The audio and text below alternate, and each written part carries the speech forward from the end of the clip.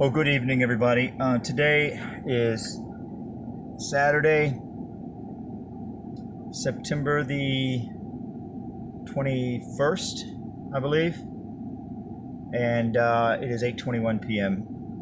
I look a mess because I just got through raking leaves and cutting tree limbs, and I tell you, I was dreading getting to work on those trees because, well, I just have the most modest tools that you can imagine. In other words, I have one of those manual pole saws with like a 14-foot reach that you operate by hand. You know, in other words, it's not engine driven. It's not motorized. And I was really dreading it because I thought it was just going to be, fruitless or very difficult. But man, I tell you, it's amazing what you can do with modest tools when you just do it, I mean, those were some big branches that were coming down, and with very little effort, So, man, I'm ashamed of myself for procrastinating on that for so long, because really it was amazingly productive. In just 30 minutes, you can just do all kinds of damage, I mean, damage, metaphorically speaking, not literal damage. What's this weird thing on mine? It's like some yellow symbols. It's like a yellow orb that I can move around. I'm not sure what it is. I think it's a focus. And there's some other things on here too. Controls that I don't know about. Oh, I guess that's, what would that be considered? Exposure. Anyway, so tonight I want to talk about a concept, and that concept is successive approximation. And man, I haven't been doing videos for a while, and I got to tell you, I'm really like insecure and rusty, and it's weird. I didn't realize how comfortable I had become with the entire process, but now I'm just very uncomfortable with it. So it's very weird. But anyway, so thank you for struggling with me through this adjustment period, whatever it is. I hope it's short because it's very uncomfortable. But anyway, successive approximation. So, man, the more I think about this, the more I see it in play. And eventually I want to end up in this video, I want to end up talking about the social credit score that Google developed in China. But China is just kind of a prototype for its ultimate application. Its ultimate application is America, So it's a very interesting thing. So successive approximation, let's just talk about it real quick. If you look up a successive approximation, if you Google it and you go to Wikipedia, it'll start talking about psychological principle. It'll talk about it, at least what I saw, within the framework of a psychological principle. So in other words, and this is actually something that is near and dear to my heart, because I've actually had the opportunity to help a couple people with it, and I use it on myself with limited success, but maybe I'm wrong about that. Maybe the success is greater than I know, but it feels limited. But nevertheless, it is successful. So let me give an example. It's a blindingly interesting concept. I mean, it just okay. So let's talk about it for a second. Let's talk about a theoretical example. Let's say you have two pickpockets living out in the woods, right? Because they've had a rough go of things. They've gotten caught. They've gotten beat up. They've got arrested, and now they're kind of exiled. They can't get jobs. They can't go into public. for fear of being fingered and God only knows what, beat up again or whatever. So again, this is just theoretical. This is fictional. I'm just making this up on the spur of the moment. So you got these pickpockets living out in the middle of the woods. Okay, so the pickpockets, after a while, they recover from their wounds. They start to get hungry. They start to become very unhappy with their living conditions. And so they start to think. Okay, so there's the first approximation, actually. The first approximation is their dissatisfaction with their circumstances, right? Now, is there anything wrong with this approximation? There's nothing at all wrong with this approximation. So the next approximation, which brings to bear the term successive, right? Because one follows the other. The next approximation is after some time of being dissatisfied, they actually acquire the impetus that they need to do something about it. Okay? In other words, to make a plan. You start having an actual conversation as opposed to just, fleeting expressions of their mutual dissatisfaction, right? Now they have successively approximated, and I apologize if I'm belaboring, splitting hairs and belaboring a point here, but it is important, I think. It's part of the process. They successively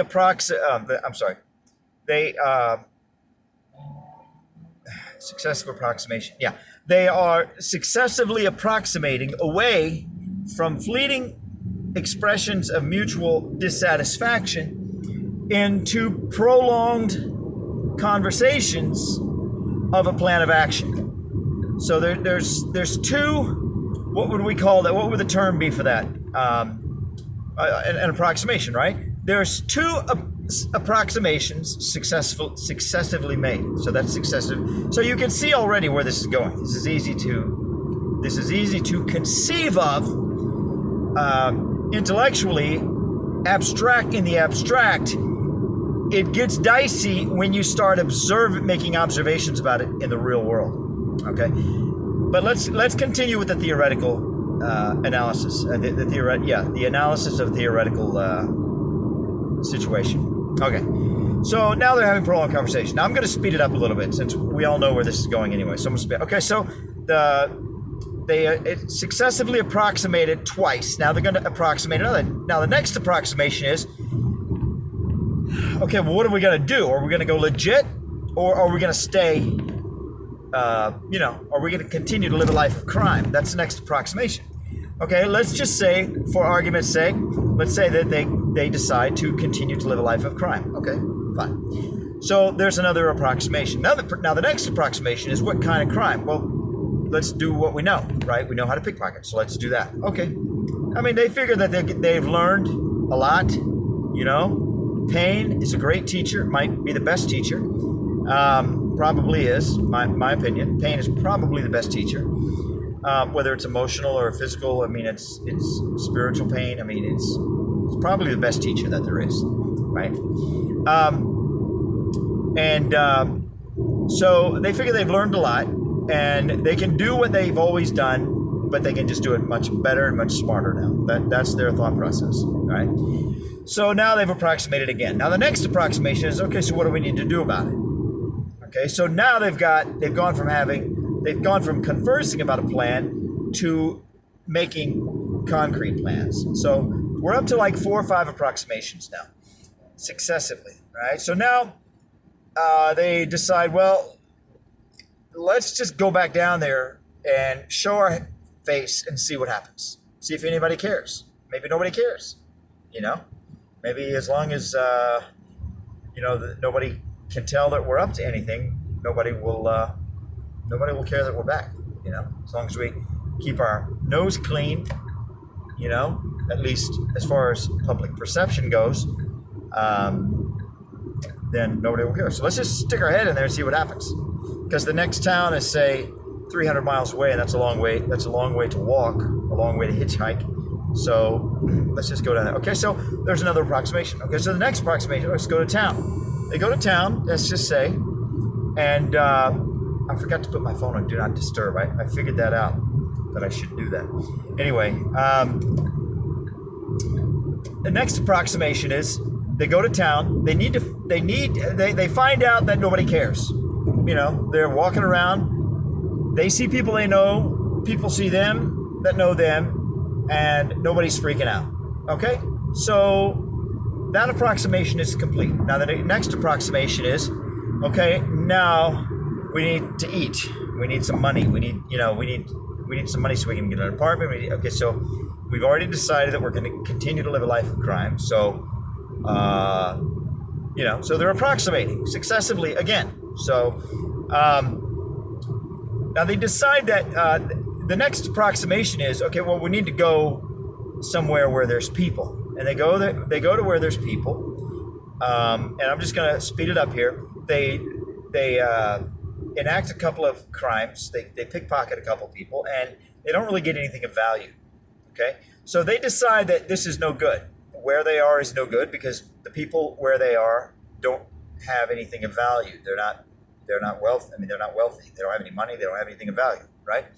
So the next approximation is, okay, let's find a different place to go. So they go to where there's people. Okay, so now the next approximation here is they've got the people that they're relatively confident that these are people worth robbing, right? Now they have to get a mark, right? A mark is just a target, a person. You know, maybe 3 marks, and they keep those three in sight, in mind, and they do whatever they do, whatever pickpocket does. I don't know. They invent some reason to get close to them, and maybe they fail with 2, they succeed with 1. You know, so when they succeed with the 1, let's say that the approximation is they get close to the person. But there's another approximation that must take place, and that is they must find out where they're carrying their belongings. Is it on their arm? You know, is it in their pocket? Is it in their pants pocket? Is it in their coat jacket pocket? If it's in the coat jacket, is it in the outside pocket? Is it the inside pocket? Or possibly is it on some kind of money belt? Or so there's a lot of now. You notice that as the approximations succeed, I don't mean succeed as in fail or succeed, I mean as in they progress. I guess progress would be a better word. You notice that as the approximations progress, the approximations become finer and more specific. Finer, more specific, and as a consequence of being fine and specific, they lose their deniability. Okay? So, in other words, when they're in the woods, nobody even knows about it. So, if anybody asked them what they were doing, they could just say anything, and they have 100% deniability. You know, it's like, oh, we were just, sitting in the woods talking about what we want to do with our lives, and we decided we want to come back and straighten out our lives and be good Christian men and, moral, upright pillars of the community. And so, that's what we were talking about. Oh, everybody's going to be like, oh, it's 100% deniability, But with every successive approximation, their deniability as to their true intentions becomes a little bit less. So in other words, at the last approximation, when they are standing in front of the one of 3 marks that worked out for them, right? If somebody had been watching them operate, right, and they challenged them at that last point, it would be a lot harder for them to deny, right? I mean, I'm not saying they couldn't do it. I'm just saying it would be harder, okay? So maybe instead of 100% deniability, they have like 15% deniability, right? But now the approximations continue even after they rob the guy, right? Now they've got the guy's, what item, or what's the word I'm looking for? They have his, his wallet, his belongings, They have his belongings on their person, right? Now, how are they going to deny what they're up to at that point? See, they have like 2% deniability at that point, right? So now, what does that have to do with anything? Well, it has everything to do with what the transhumanists have been doing for the last, 90 years? Maybe longer?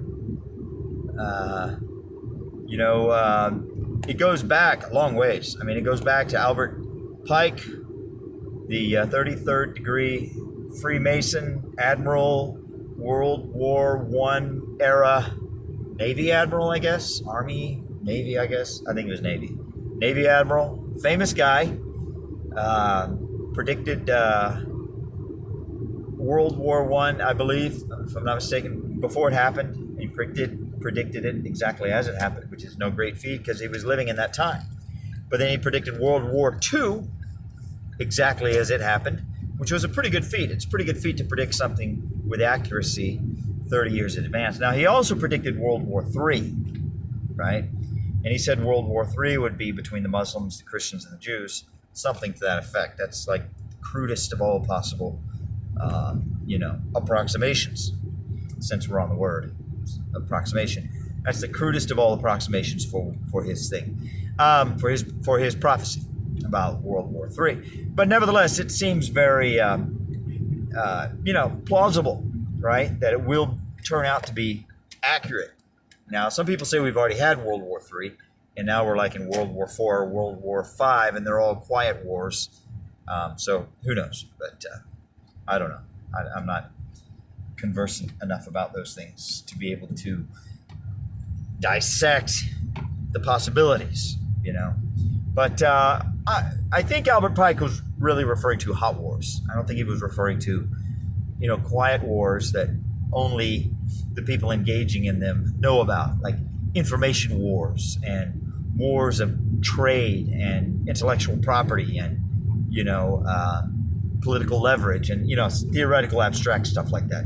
I don't think that's what Albert Pike would say that he was talking about. At least that's not my impression anyway.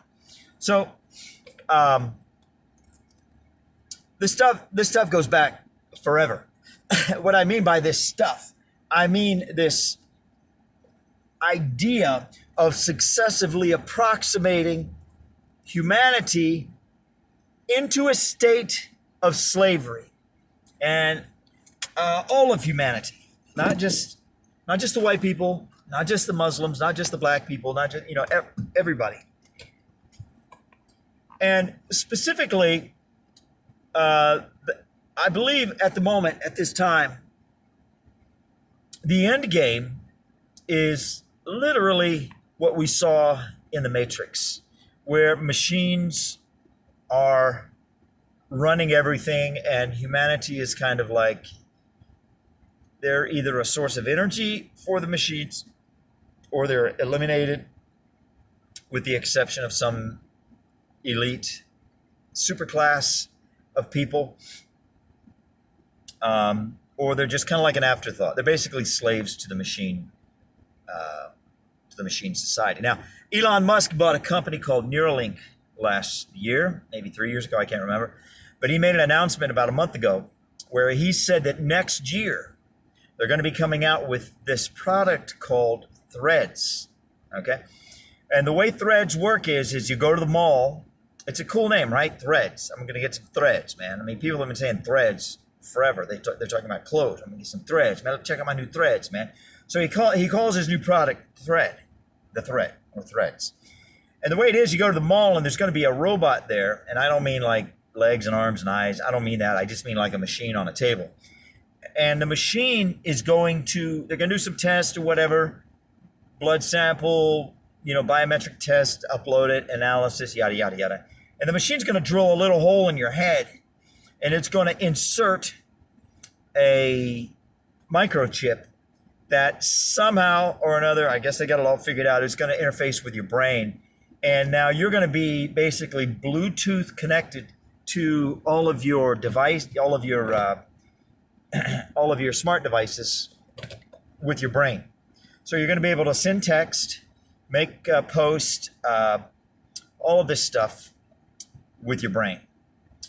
So you can see this is an indication of the progress of the successive approximation that has been taking place that nobody knew was successive approximation. Everybody thinks it's just fun stuff to do, to upload videos to Facebook, or ask Alexa what the weather is, or ask Alexa to play some song, or whatever. Everybody just thinks it's fun. Have a little camera where you can go into your phone and see who's at your front door, or look at your dogs or your cats or your whatever, the babysitter. Everybody just thinks it's fun. It gives them a feeling of power and control and comfort and all that. But what we can't see is, what we have not seen is the successive approximation that has been taking place right in front of our face. So first, it was the Tamagotchi little things that the little kids had. I don't know if you remember, I think it's called Tamagotchi. The little things that kids used to play with back in the 80s or maybe the 90s. I think it was the 90s. And it was just like a little crude little thing. And if you didn't feed it, it died. If you didn't talk to it, it died or cried or something. I mean, it was like some weird thing, but kids loved it, So they started interfacing with this machine. So we go from that to now we are telling machines when we're happy, when we're sad. We're telling machines, if we're constipated. We're telling machines if we're taking pictures of our toe, our hurt toe, or our swollen knee, or what pictures of our dinner, if our boyfriend or girlfriend was mean to us, or we're sharing our emotional status, we're sharing our intellectual observations, with a machine, right? And the machine is, of course, the computer, and the interface is the social media program. So now, of course, the machines are doing much more than that. The machines are doing things that we don't even know about. I mean, there was a judge in Massachusetts that subpoenaed Amazon for all of the Alexa recordings of a home where there had been an incident of domestic violence. I think the man killed the woman, or the woman killed the man, or something like that. Anyway, and the conviction of the person, whoever was guilty, was based upon that recording. In other words, all of these devices that they tell you are only activated when we tell them to activate is not true. They're always active. And they're not only listening, they're recording for all eternity, for however long the company exists, however long the servers are plugged in. So if they want to find out something that you said 20 years ago, theoretically, not right now, but I'm saying 20 years from right now, or 20 years from whenever you got your device, theoretically they could do that, Now, you say, well, what's the big deal with that? Who's going to sit there and listen? Well, nobody listens. No, it doesn't work like that. They break everything you down, they break everything you say that it captures. It records down into words and phrases, and then those words and phrases get saved in a database.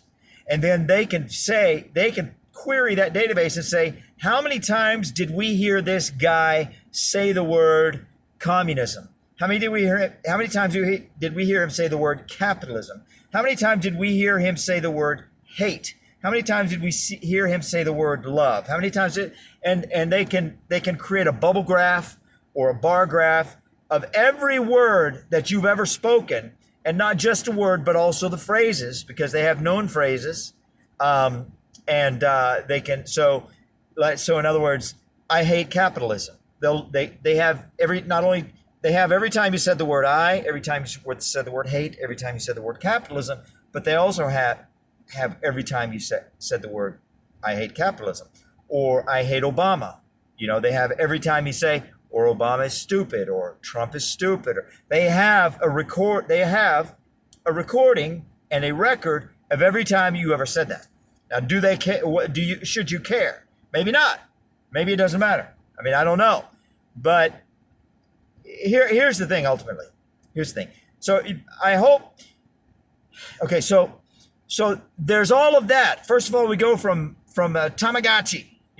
We go from QuickBooks to putting your home finances on QuickBooks that is just on your computer. It doesn't go anywhere, to now your budget is in the cloud, which means Jeff Bezos or whoever he assigns can go into that computer and look at your personal finances, right?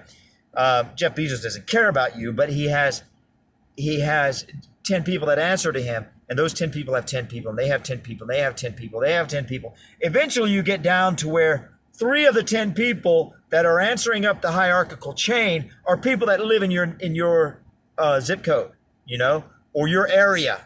Or maybe it doesn't really, geography doesn't really matter anymore, but there are 3 people somewhere in the world that are assigned to you. And maybe they have 50,000 people they're assigned to, so they're not really like paying attention to you perfectly. They deal in the aggregate. They don't deal in the personal level. They deal in the aggregate. So let's just establish that fact. They don't care about you. They care about the aggregate, but you're part of the aggregate. And should somebody at some point in time decide to care about you and pull you out of the aggregate and look at you as an individual, they could. They could also look at you as a category, right? If they want to look at white men, they can look at white men. They want to look at black men, they can look at black men. They want to look at white women. They want to look at white conservative men. They could do that. They want to look at white liberal men. They could do that. It goes both ways. So it's not like I'm at risk because I'm a white conservative. No, everybody's at risk. It's just a flip of the coin as to who is in power and who decides to use the technology. That's all it is. So anyway, this is the successive approximation. This is the way things have progressed. Now we get to the point of not Jeff Bezos, the other guy, Tesla guy, Elon Musk, with his thread, right? Now the old people are going to be like, oh, they ain't going to do it. Well, you know what? There's old people that are still using flip phones, right? What do I need a smartphone for? I don't want somebody spying on me. I don't need all that crap. I know where I'm going. I don't need a GPS. Those old people. But guess what? The young people, you try to get a young person to use a flip phone. No, it isn't going to happen. Trying to get a young person not to get the threads when his 3 friends have got the threads. And his 3 friends are holding out their phones saying, hey, look, watch this. And they make a post without touching anything, right? So the kids are going to go crazy for it, right? And then when the kids go crazy for it, it's going to acclimate the parent, the generation above the kids, which is say young adults. They're going to be a little bit, they're going to see the kids playing with it. They're going to sort of harken back to 5 years ago when they were a kid, and they're going to relate to the fun, and they can see the fun and the benefit, and they're going to, well, whatever. Okay, and then it's just going to kind of creep up the age spectrum. Okay, so eventually people like me are going to be like, okay, whatever. You can't resist this progress forever. So now in theory, okay, every thought you have, it's already in your house. Every word you speak in your house is already in a database somewhere. And it doesn't, and to be honest with you, between you and me, it doesn't matter if you have Alexa or don't have Alexa. Your smart TV, if you have a smart TV, it does the same thing.